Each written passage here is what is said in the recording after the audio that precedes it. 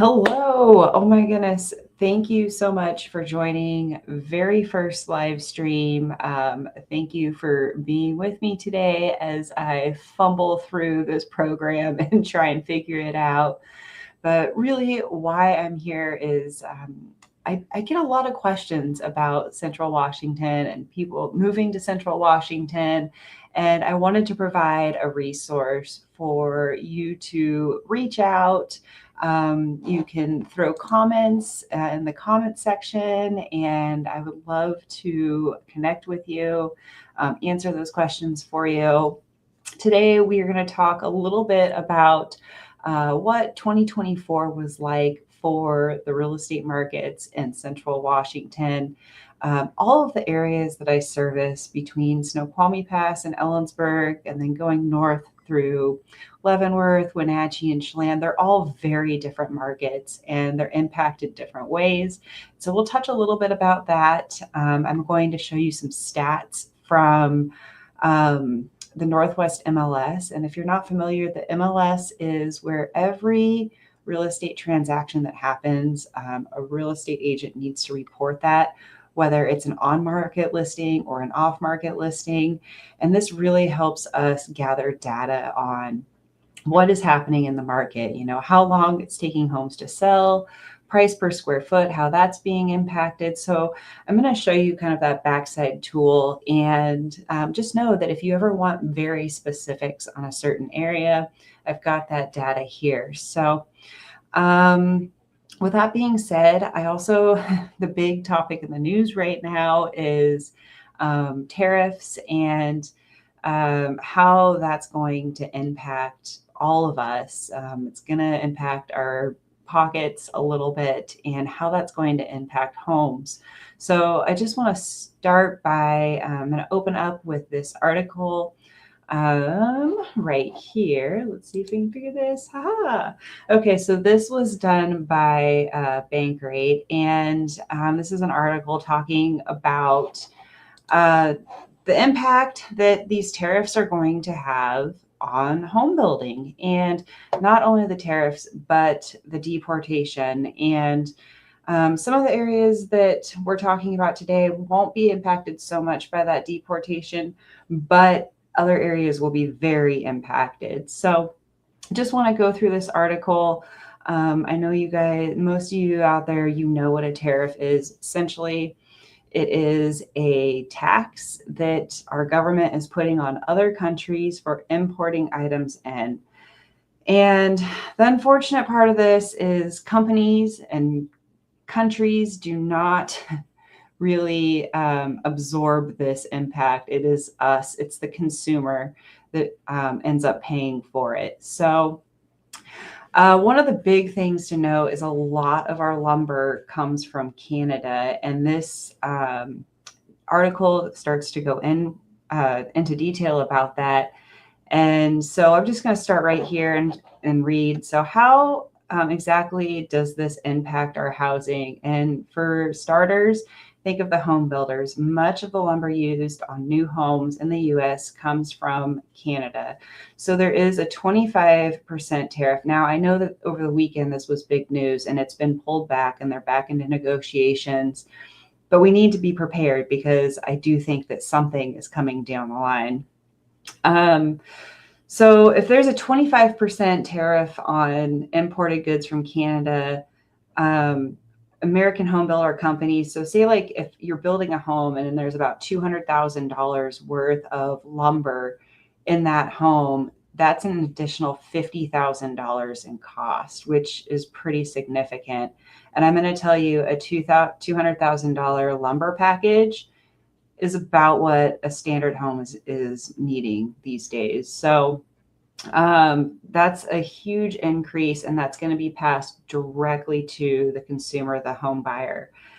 And what we know is when this happens, home builders, they do a couple of things.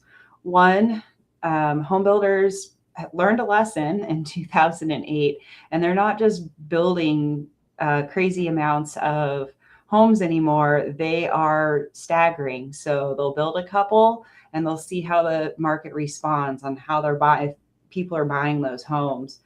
And I think that what we're going to see is we're going to see home builders slow down on their building. And when this happens, this impacts the supply in an entire area. And when supply is constrained, appreciation starts happening, which means home values are going to go up, and it's going to be a lot less affordable for more people to get into homes.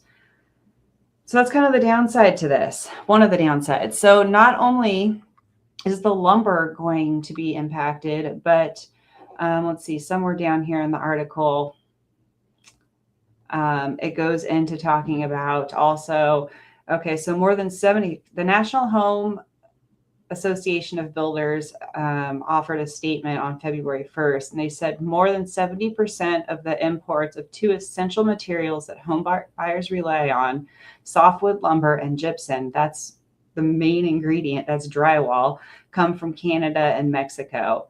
So we're already talking about a $50,000 increase in a home building cost in lumber. They didn't give numbers on sheetrock, but there's a lot of sheetrock in homes. So this is kind of scary for the housing market. And so let's see here.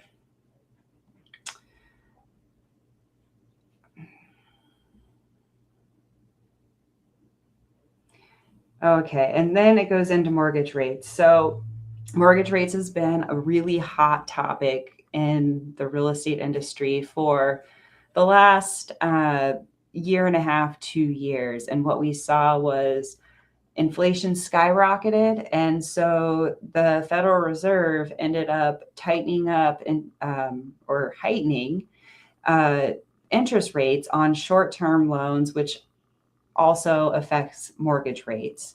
And I think that when we add a 25% tariff to goods, now we are inflating our prices again. And I think what this article is going on to say is this is going to impact mortgage rates. We keep hearing them say that they're going to come down, but this is going to impact that. They're not going to come down. They're going to stay where they're at, if not even go up, because the idea of keeping those interest rates high is to suppress inflation. So lots of different ways that this is going to impact the nation. This isn't hyperlocal. We'll get into hyperlocal stuff in a little bit here. Okay, and then the deportation. So a lot of our home builders are from other countries, and taking them out of the labor pool, we're going to either have to start paying people more to get them into those trade jobs, or there's just going to be less people building, which is also going to impact the supply of homes. So, and here it goes on and it says immigrants make up roughly 30% of construction labor. I would say that in the areas that in central Washington, that 30% might be more valid in like the Cle Elum and Ellensburg area. But when you start talking about north central Washington, I would double that number. I would say a majority of our home builders are immigrants, and this can really slow down building. In fact, in the Wenatchee area, we're already seeing people not reporting to work because of the fear of ICE. And this could have a really big impact on the economy in north central Washington, especially when it comes to home building. And then even the ecosystem, we rely so much on crops and agriculture, that taking the workforce out of that sector is going to have a ripple effect through the economy, through how much is being spent at the local stores. It could be a pretty hard hit to north central Washington. So anyways, that feels a little bit depressing. It is depressing, and hopefully we don't have like these huge tariffs, and hopefully we don't have this huge influx of ICE coming through. And anyways, let's move on. I've got my friend Joe here. He is a realtor down in LA. I get that right? You're in LA, right, Joe? Yeah. Thanks for coming on. And yeah, he says, dang, almost every single home uses lumber. Yeah, every single home, unless you have some real interesting construction going on. So anyways, okay, so we are going to move on. I want to talk a little bit about what happened last year in the housing market and some of these sub areas. So let's see if I can figure out how to switch over my screen so you can see what the Northwest MLS has to tell us. Okay, give me a second here. Okay, so here are some fun stats. So this is the back side of our MLS, and we can see all sorts of fun stuff here.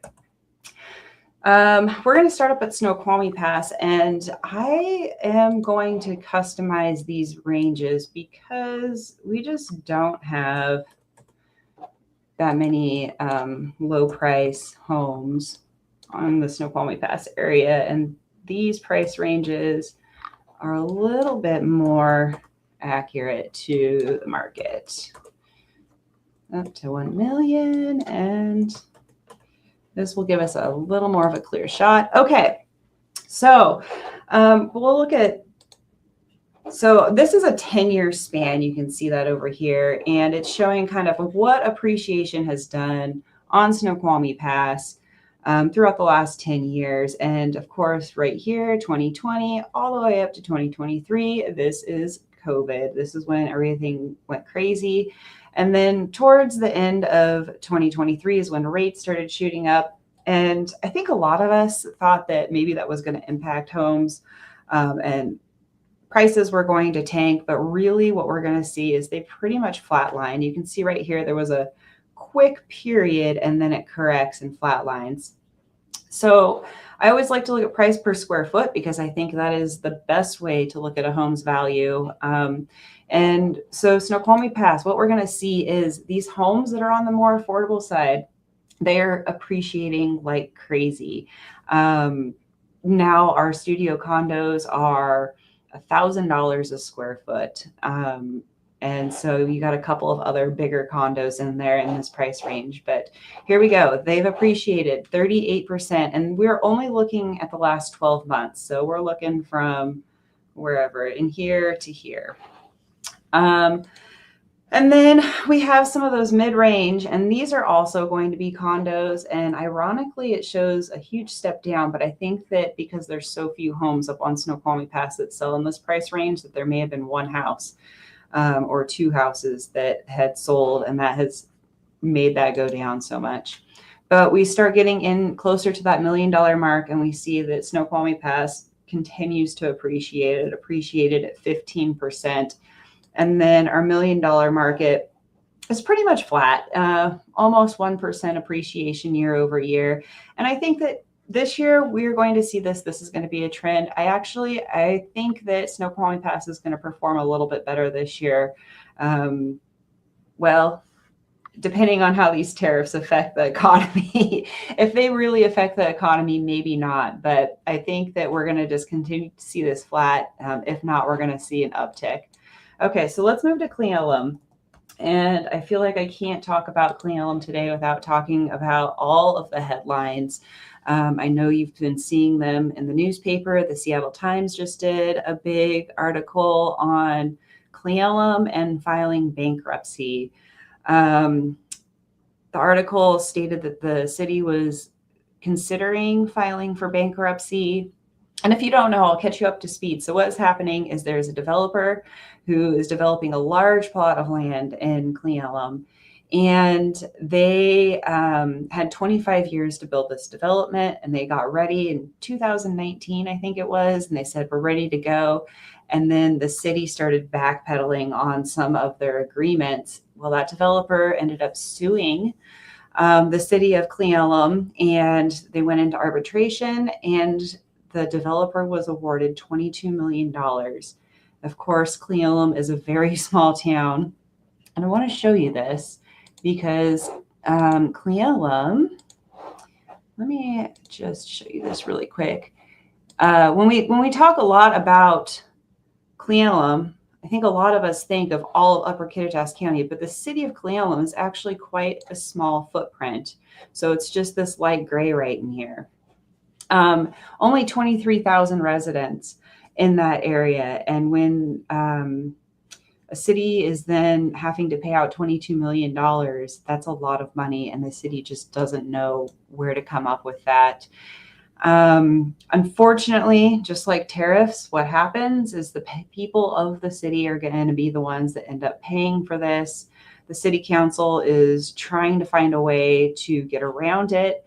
And on their last council meeting, special council meeting last week, they did vote to give the mayor authority to file for bankruptcy. They did state very strongly that they are going to continue to look for other options as they file. These filing processes can take years. They can take a very long time to go through. So if you are, or you know somebody who wants to be a knight in shining armor to Cle Elum, they could use some help. But anyways, it's a small footprint. And, let's see here. No, I didn't get that on there.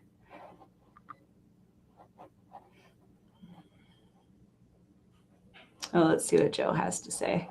I read an article that said that 43-person construction crew, only 8 showed up due to deportation rates. Yeah, this is not going to be good for the housing market across. Yeah, you're down in LA too, so you probably have a lot of immigrants building, Joe. Yeah, it's going to have a huge impact on affordable housing. Anyways, I don't want to get too political with it. Okay, so back to Cle Elum. Do I think that this lawsuit is going to impact the home appreciation or home values in the Cle Elum area? I don't. I think that the city has a lot that they're shuffling through, but I don't think that it's going to really be impacting the real estate values. Okay, so let's take a look at Cle Elum and what some of their home prices are doing, what they've done over the last year. And we're going to change these up and then we'll go $1 million plus. So also there's a huge difference between like the affordable housing in Cle Elum. When I say affordable, I'm talking maybe like 600,000 and below, and how the $1 million market is performing. So I want to break that down for you. Here we go again. We've got the 10-year outlook, and this percentage rate right here is just 12 months. And it says that overall Cle Elum is down 1.3%, but we're going to see exactly where that's at in a second here. So homes that are under 400,000, they're appreciating. They're appreciating at about 4% right now. And that is kind of an entry level price point for the area. Once we get into like this this would be like the second home that you move up into. This is taking a little bit of a hit, and this doesn't surprise me. It's just 1%. 1.3% doesn't really surprise me much. These are the price brackets that kind of get affected the most when we start talking about home affordability.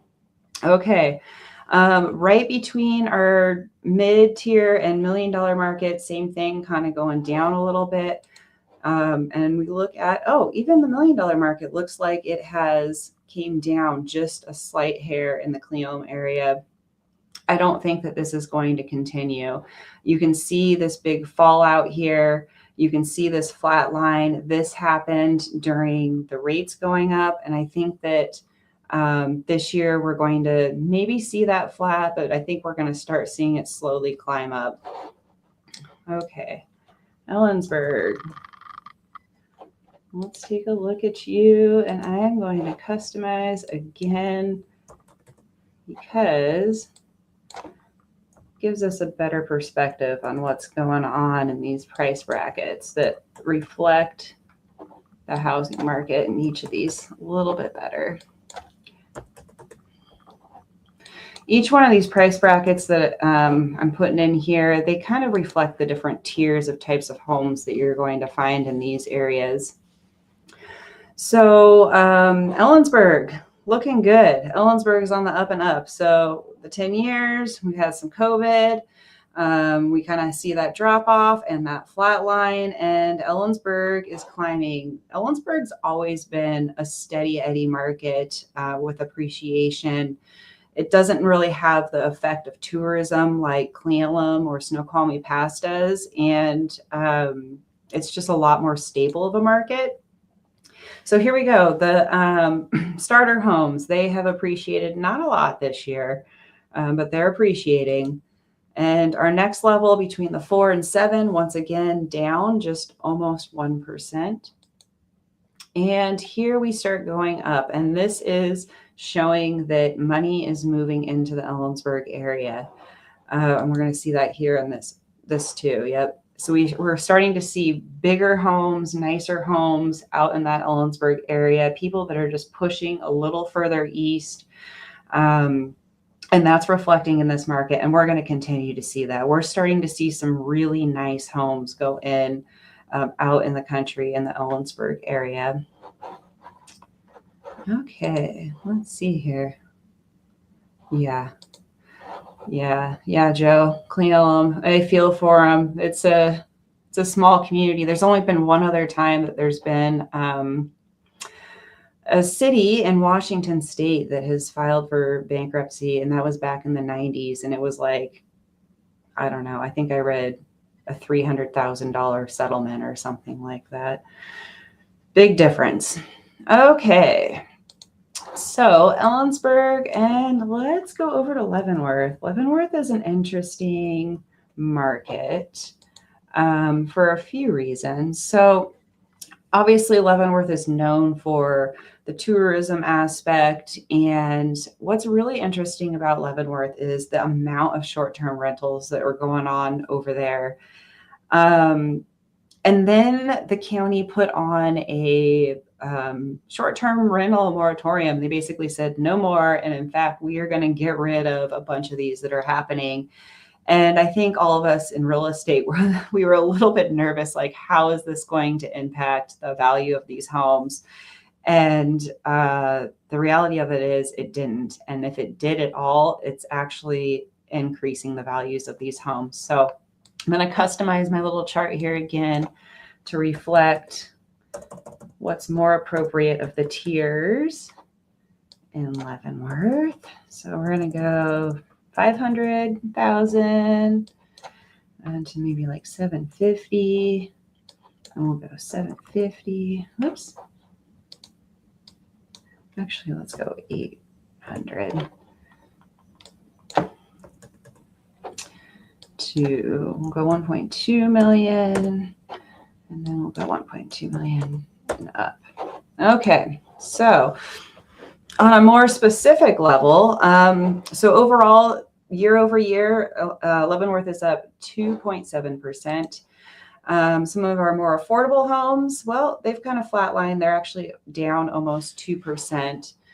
And as we start increasing, though, let's see what happens. So this is kind of that middle market. It's been affected a little bit, but here we come. And now we're approaching that $1 million market, and we start seeing significant appreciation. Oh, and this little custom didn't custom for me.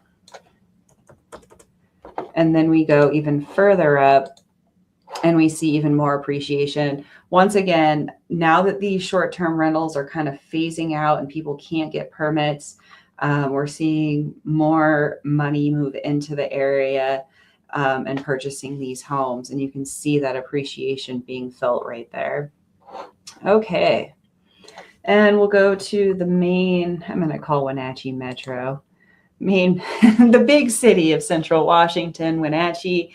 Here we are, and this area is booming in consideration of everything else that is going on in Central Washington. So here we go, and we can see like right here to here, here's our COVID, and we kind of turn up a little bit, but we can see the Wenatchee area has been appreciating fairly quickly for the last decade.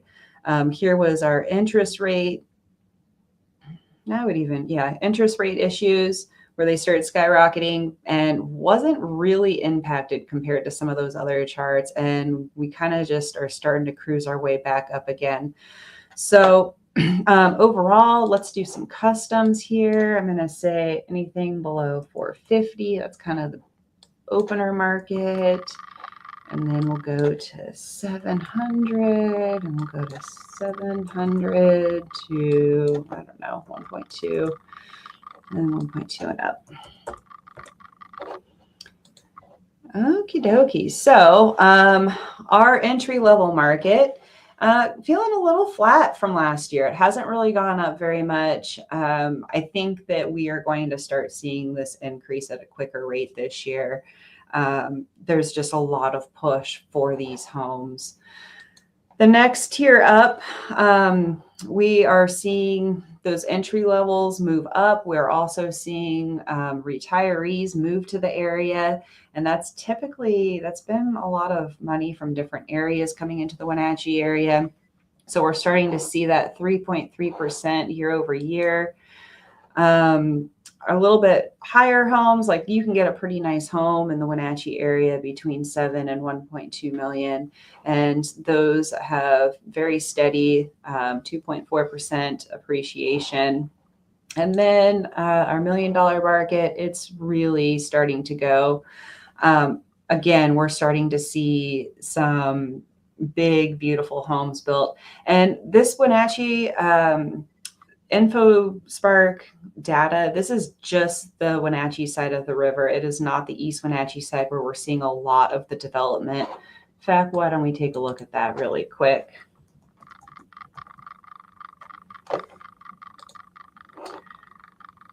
Okay, yeah, and that doesn't surprise me. We're seeing a little bit higher year over year appreciation, and we'll custom some of these. Okay, let's say 450 is our entry market.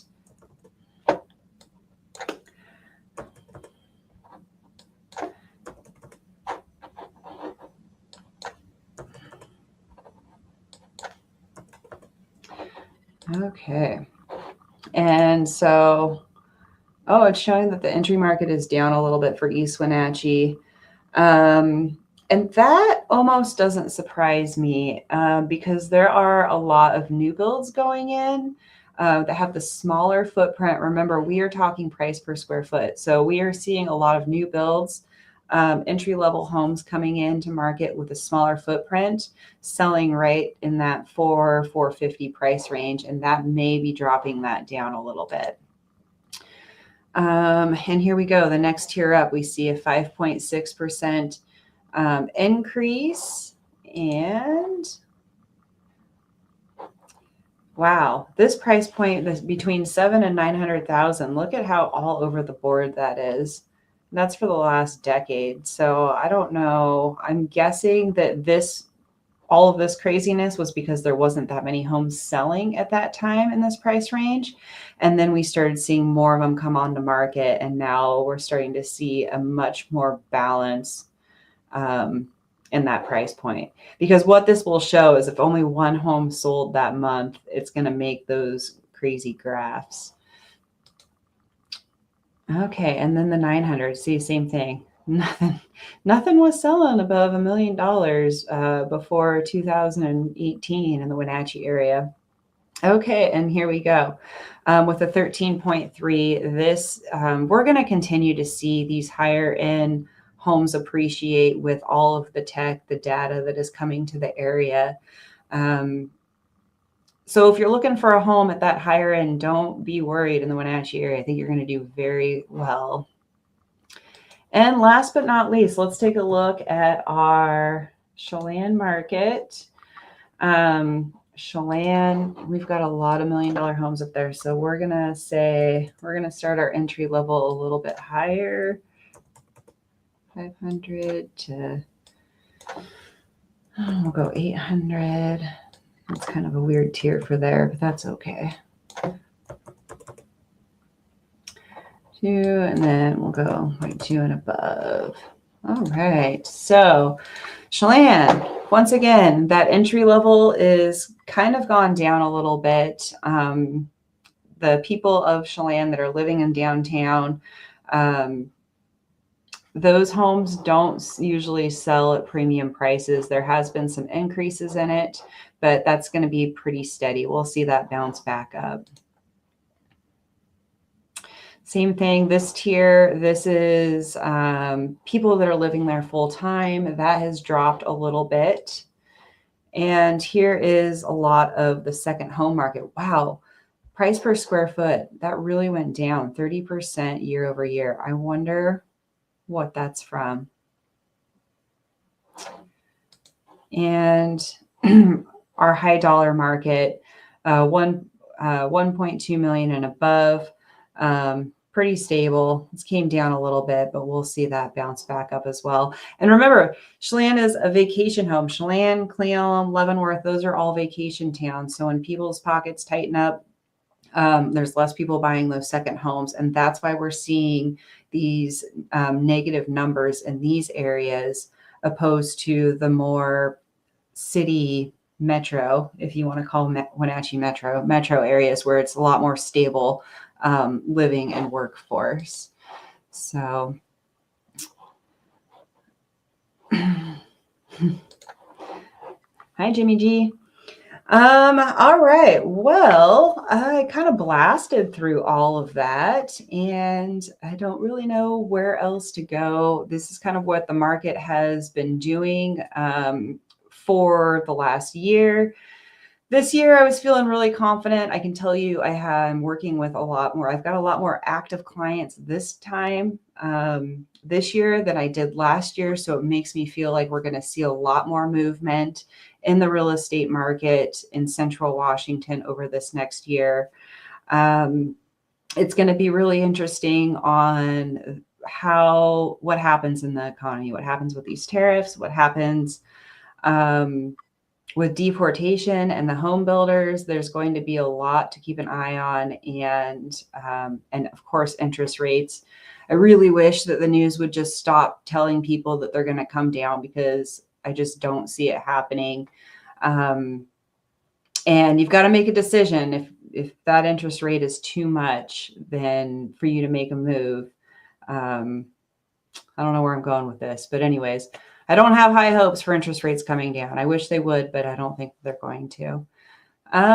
Anyways, before I jump off here, does anyone have any questions or anything? Or there's always the link on the YouTube page where you can ask direct questions or get a hold of me, and we can have a phone conversation about more detail on any of these things we talked about. All right. Thank you, everyone. See you next time.